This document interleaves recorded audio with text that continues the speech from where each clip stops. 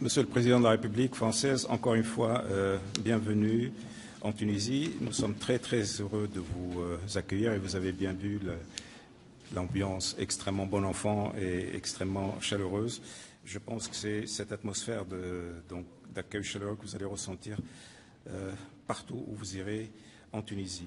Alors, sans plus tarder, voilà, je vous donne la parole, peut-être pour quelques remarques d'introduction, et puis ensuite nous allons prendre quelques questions. Alors, les questions posées en arabe, on leur répondra en arabe, et les questions en français. Voilà. Monsieur le Président, cher Monsef Marzouki, je vous remercie pour l'accueil que vous réservez à ma délégation, à moi-même et donc à la France. Vous me recevez ici en présence de votre gouvernement, je salue le Premier ministre, et au moment où nous signons entre nos deux pays un certain nombre d'accords qui vont marquer le sens de ce que nous voulons construire ensemble. Mais venir en Tunisie, ce n'est pas venir dans n'importe quel pays. C'est venir là où nous avons depuis longtemps des relations d'amitié. C'est venir dans une partie du Maghreb où nous avons, pour beaucoup de nos compatriotes, des origines. Mais c'est venir aussi et surtout dans le moment où je parle, dans le pays où est né le printemps arabe. Et la France est attachée à ce que vous puissiez accomplir avec succès la révolution que vous avez engagée. C'est décisif pour votre pays qui a su se soulever, et notamment sa jeunesse, pour demander la liberté et le droit et la dignité, et donc la démocratie. C'est important pour un pays comme la France, qui, sans ingérence, porte des valeurs qui sont celles des droits de l'homme et donc de la femme, et d'une manière générale, les principes de liberté et de pluralisme. Mais c'est majeur pour l'ensemble du monde arabe, votre réussite. Surtout au moment où je m'exprime, où des pays qui avaient, à votre suite, espéré, eux aussi dans le printemps, connaissent des moments beaucoup plus douloureux. La Libye qui est frappée par une insécurité, et j'ai rappelé la disponibilité de la France pour soutenir les efforts du gouvernement libyen pour qu'il puisse retrouver de la stabilité. Je pense à l'Égypte qui voit un processus interrompu et dont nous devons tout faire pour qu'il puisse être repris sur la base du pluralisme, des élections et de la démocratie et du rassemblement. Et je pense enfin à la Syrie déchirée par une guerre civile, écrasée par son dictateur.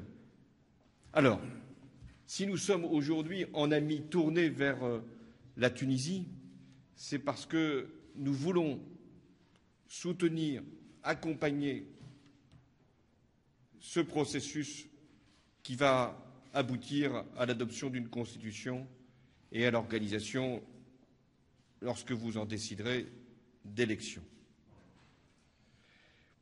La France, elle doit être à vos côtés.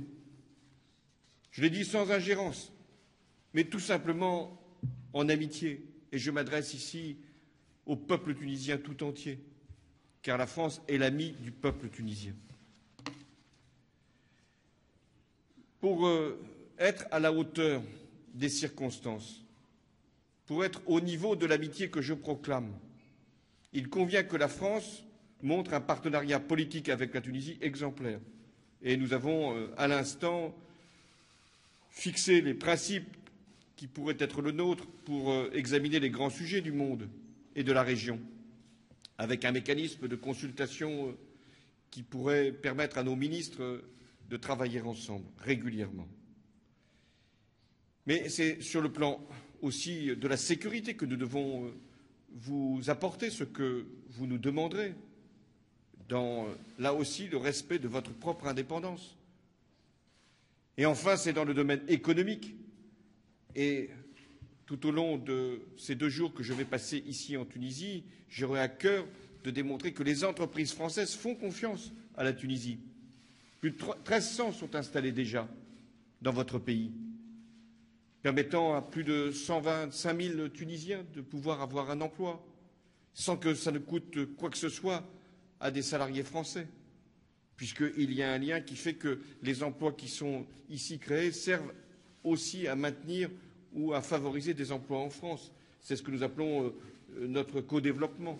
Et nous devons d'ailleurs imaginer d'autres formules. Et vous m'avez, lorsque nous nous sommes rencontrés pour la première fois après mon élection, vous m'avez évoqué ce que vous attendiez de cette opération de transformation de dette en projet d'investissement. Et c'est ce que nous avons commencé de faire. La relation économique, elle doit donc être dans des domaines nouveaux, le développement urbain, les nouvelles technologies, l'énergie, et puis dans un domaine traditionnel que les Français connaissent bien, le tourisme. Plus d'1 million de mes compatriotes viennent passer des vacances ici en Tunisie, et ceux qui n'ont pas vu le soleil depuis longtemps en France doivent savoir maintenant qu'il est là, ici, en Tunisie. Et c'est très important, parce que c'est une marque de confiance dans ce que vous pouvez faire pour votre propre sécurité, qui est réelle. Le ministre des Affaires étrangères le confirmait. Donc c'est aussi ainsi que nous marquons notre amitié, par ces échanges que nous voulons poursuivre pour la jeunesse, et je m'en expliquerai avec elle, ou celle qui voudra bien me rencontrer en fin d'après-midi, pour dire combien nous avons été admiratifs de ce qu'elle a pu faire pour sa révolution et comment nous devons être maintenant disponibles pour lui assurer ici une formation, en France pour des étudiants un accueil et aussi un avenir sur le plan économique. Voilà ce que je voulais dire pour vous confirmer que ce voyage, le premier que j'effectue comme président de la République en Tunisie, est un voyage qui doit marquer une confiance, qui doit marquer un engagement et qui doit marquer une relation exceptionnelle entre la France et la Tunisie.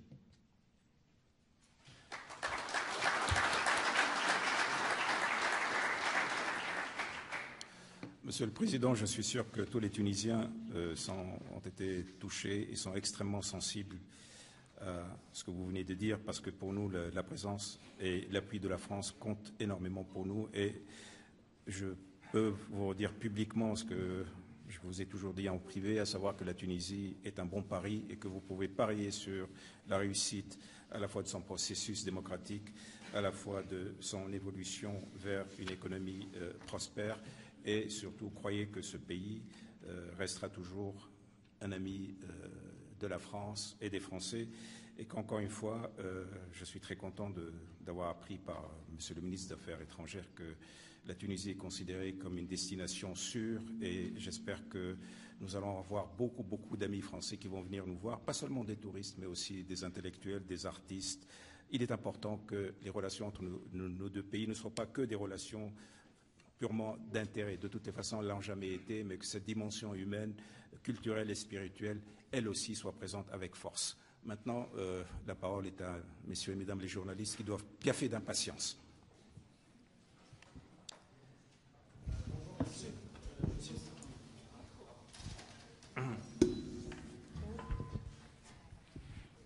Bonjour, je poserai ma question en français, mais elle s'adresse à vous deux, messieurs Marzouk et Hollande. Concernant la situation en Égypte, j'aimerais avoir un peu votre analyse de la situation. S'agit-il à vos yeux d'un coup d'État militaire ou bien d'une population qui se révolte et qui est accompagnée dans ce processus-là par les militaires? Et en sous-question, voyez-vous, surtout M. Hollande, mais aussi M. Marzouki, de possibles similitudes entre la situation actuelle en Égypte et l'avenir proche de la Tunisie? Merci. La France a pris acte de la situation en Tunisie.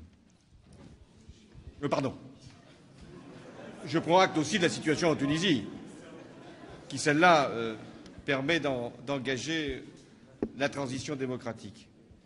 Et je pense que ce qui se passe en Égypte est un processus qui s'est arrêté et qui doit donc recommencer. C'est-à-dire que nous avons l'obligation de faire que le peuple égyptien puisse de nouveau retrouver espoir. Espoir dans la démocratie, dans le pluralisme, dans des élections libres. Et c'est tous nos encouragements que nous devons adresser en ce moment pour que les Égyptiens puissent retrouver confiance dans les principes qui les ont animés ces derniers mois. Pour dire les choses franchement, quand il se passe ce qui se passe en Égypte, c'est forcément un aveu d'échec. C'est forcément un peuple qui se mobilise, mais aussi un président qui avait été élu démocratiquement, qui est destitué. Donc le défi qui est maintenant posé, c'est de tout faire pour que le processus reparte avec des élections, avec le pluralisme, avec un processus constitutionnel. Vous me demandez quelle est la différence avec ce qui se passe ici en Tunisie. Ce qui se passe en Tunisie, c'est une transition qui est maîtrisée, qui est organisée. Ça ne veut pas dire qu'il n'y ait pas de problème. Ça veut dire que vous préparez une constitution. Cette constitution va donner lieu à des élections. Ces élections vont consacrer le processus révolutionnaire que vous avez engagé. Je l'ai dit, je ne veux pas donner des leçons, je ne veux pas m'ingérer dans la situation politique de la Tunisie. Mais ce qui est clair, c'est qu'il y a pour vous aussi une obligation de réussite. Car vous êtes une référence, vous êtes un exemple. Vous êtes, pour beaucoup de peuples arabes, ce qui a permis l'espoir. Et cet espoir, il est dans vos propres mains.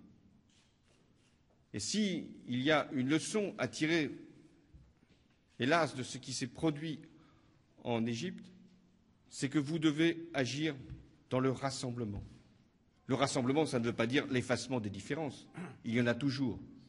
Ça ne veut pas dire qu'il n'y ait pas d'opposition. Elles existent partout.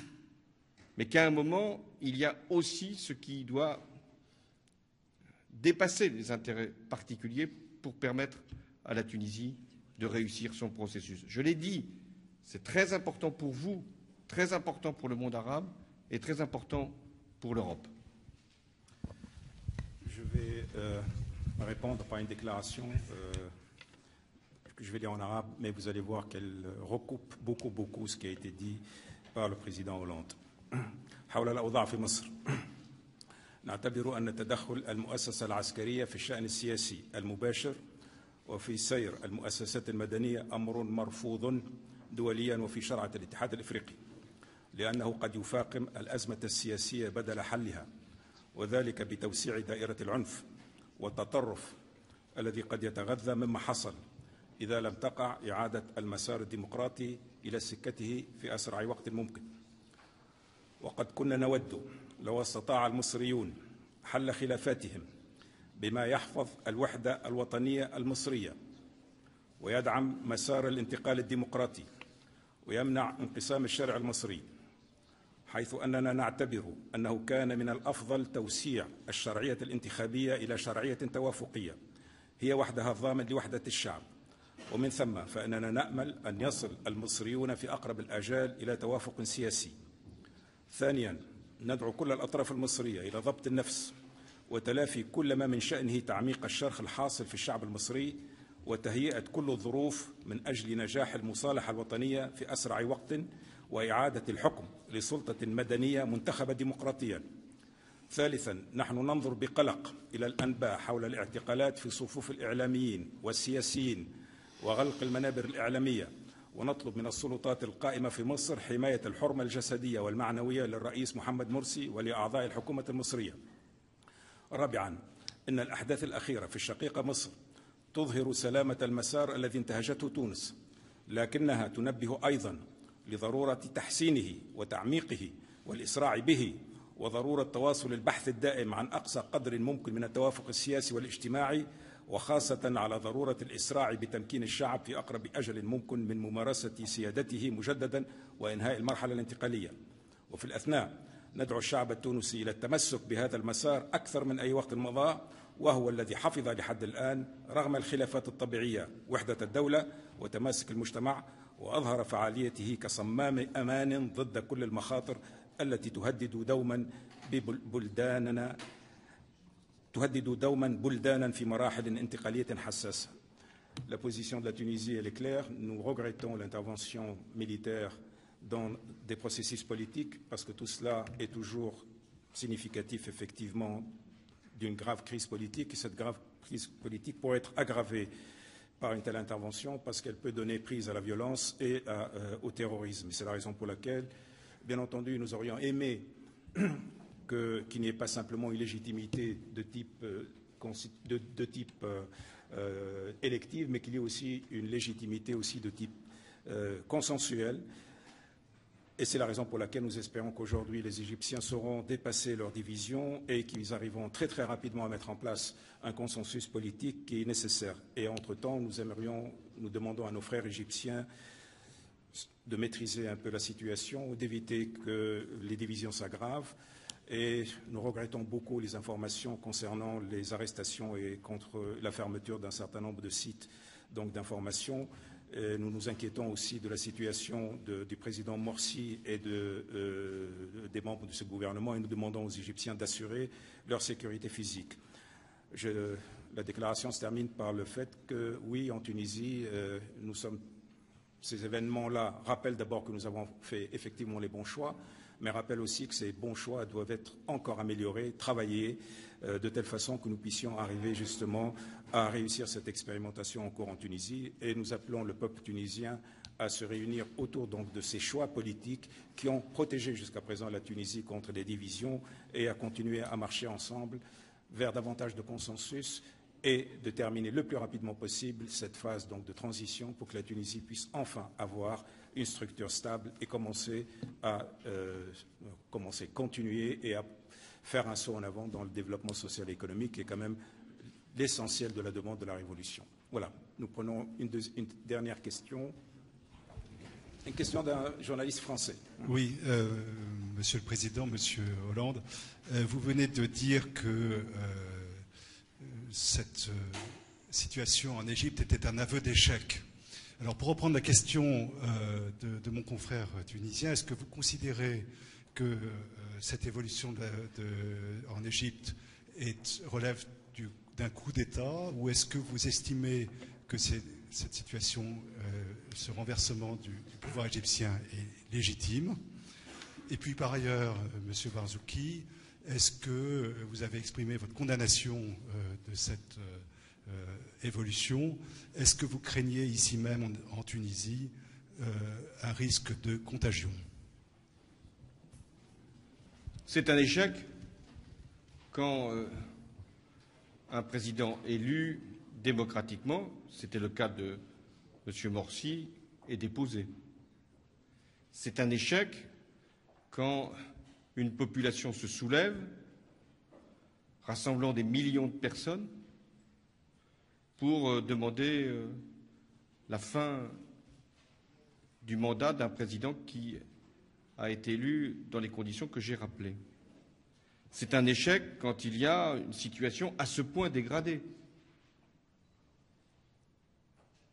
Et maintenant, ce qui compte, et c'est le sens de l'appel que j'ai lancé. Ce qui compte, c'est que l'armée, qui a pris donc la responsabilité de déposer le président, d'en appeler à un nouveau président qui était celui de la Cour constitutionnelle, d'organiser au plus tôt, dans des conditions irréprochables, des élections avec le pluralisme, avec la liberté, notamment celle de la presse, et avec les possibilités données à tous les partis de concourir au suffrage. Voilà ce qui est attendu, dans l'espoir que les Égyptiens puissent transformer ce qui a été vécu comme un échec en transition vers le système auquel ils avaient aspiré et ils aspirent encore. Oui, pour répondre à la question qu'on m'avait adressée, est-ce que la Tunisie pourrait avoir le même scénario? Je ne pense pas, bien entendu, parce qu'il manque quand même deux ingrédients fondamentaux. D'abord, le rôle de l'armée. Ici, nous avons une armée républicaine, professionnelle, qui ne s'est jamais mêlée de politique. Jamais, de toute son histoire. Deuxième chose, ici, la rue. Il n'y a pas deux Tunisies prêtes à s'affronter. Nous avons le droit de la manifestation, comme dans tous les pays démocratiques. Il y a tout le temps des manifestations, mais ce sont des manifestations de groupes politiques autorisés qui expriment leur point de vue. Mais il n'y a jamais et il n'y aura jamais ce que nous voyons en Égypte, c'est-à-dire deux Égyptes, deux Tunisies en train de s'affronter, parce qu'il y a entre ces deux Tunisies un fossé idéologique. Tout ce que nous avons fait depuis le début donc, de la cohabitation de cette fameuse Troïka, c'était justement de vouloir dire il ne faut pas qu'il y ait d'opposition de type idéologique, il faut apprendre à vivre ensemble. Il y a une partie de la Tunisie qui est une partie conservatrice, une autre partie qui est dite laïque ou moderniste. Ces deux Tunisies doivent absolument coexister, vivre ensemble. Cela doit se traduire au niveau du gouvernement. Il faut que tout le monde soit représenté. Nous n'avons pas arrêté de vouloir élargir cette troïka. Nous sommes toujours prêts au dialogue. Le dialogue national n'a jamais cessé. Le premier jour où je suis arrivé dans cette maison, l'après-midi, il y avait déjà les chefs de l'opposition. Ils n'ont jamais cessé de venir dans ce lieu. Il y a une tradition donc de débat. Ce qui fait que tous les ingrédients pour une situation égyptienne n'existent pas en Tunisie. Mais la chose la plus importante, c'est que nous sommes dans un processus et il y a une feuille de route qui est absolument claire. Les Tunisiens savent que dans un mois, dans 2 mois, ils vont avoir leur constitution. Ils savent que dans 4, 5, 6 mois, à la fin de l'année, ils vont avoir leurs élections. Et ils savent que les gens qui sont actuellement au pouvoir travaillent du matin au soir pour justement arriver à cette échéance électorale. Donc, il n'y a absolument aucune raison pour que nous ayons le même scénario. Ceci étant, encore une fois, nous devons bien comprendre ce signal, nous devons faire attention, nous devons savoir qu'il y a des grosses demandes sur le plan social, sur le plan économique, qu'on ne peut pas dans nos pays avoir cette démocratie du 51-49 parce que ça ne marchera pas. Il faut une démocratie de type élective, parlementaire, etc., classique, mais il faut absolument la doubler par le consensus. Et il faut élargir le consensus, n'exclure personne, n'exclure vraiment que les gens qui s'excluent eux-mêmes. Telle doit être la politique, en tout cas, c'est celle du gouvernement, c'est la mienne, c'est celle de tous les partis politiques, et je pense que c'est ça le meilleur vaccin contre les dérapages qu'on voit ailleurs.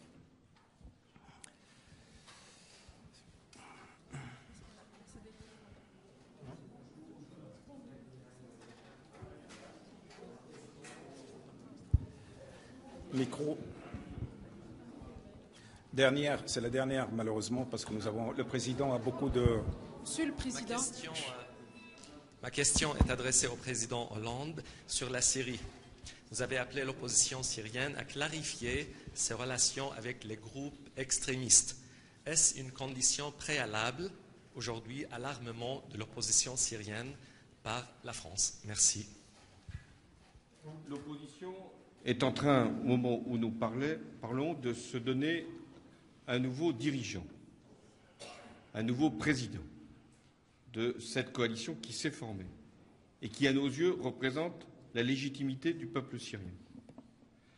Pour qu'elle soit pleinement responsable et donc pleinement soutenue par ses amis, et notamment la France, nous avions fixé cette première condition, qu'elle soit capable de se réunir et de se rassembler autour d'une direction stable et respectée.